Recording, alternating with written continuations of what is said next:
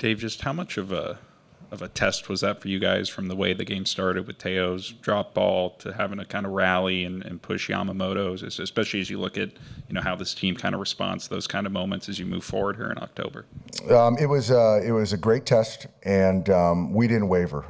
Even after that first inning, and guys stayed positive, stayed within themselves, kept taking good at bats, and Yoshi stepped up, once again and added some pitches in that first inning. But, he was locked in, and for him to get us into the seventh was huge. And us to tack on offensively, defensively, we're playing great. And, it was good to see Roki finish that game too. Is Roki your closer now? I trust him, and he's going to be pitching in leverage. So that was, the more you pitch guys and play guys, you learn more. So, like I said about Yamamoto, I don't think the moment's going to be too big for Roki. Go to Barry right up front, Doc. Hey, Doc, congrats. Every year is different, but how far do you think this team can go? And would you like to get back to the World Series and play the Yankees again? I think we can win it all. I think we're equipped to do that. We certainly have the pedigree. We certainly have the hunger. We're playing great baseball. And in all honesty, I don't care who we play. I just want to, be the last team standing.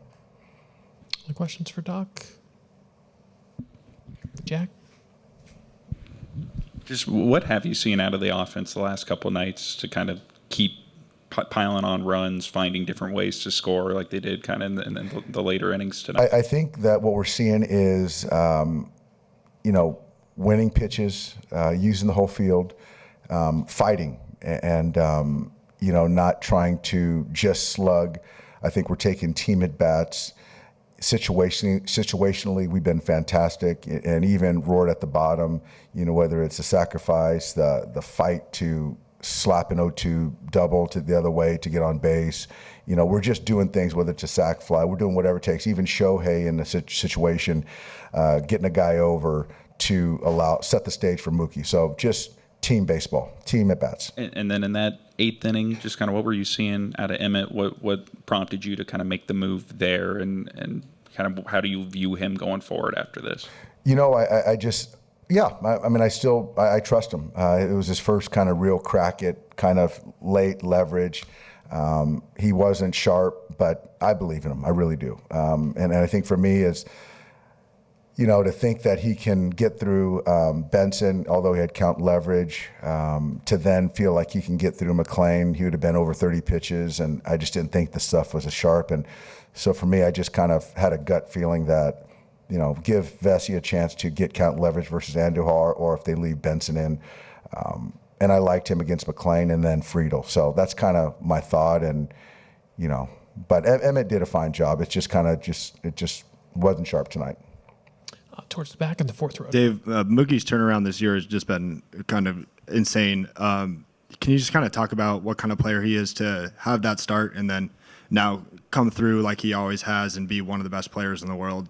I think it started when he just kind of just gave up on chasing, having a career year, chasing an MVP or whatever it was. I think he just kind of was resolved to just let that go, play for the present and the future, and play to help the team win. And I think that just took a lot of pressure off him. And then everything kind of unveiled, and he got to be the player that he was and freed himself up. And so, yeah, he's playing fantastic baseball.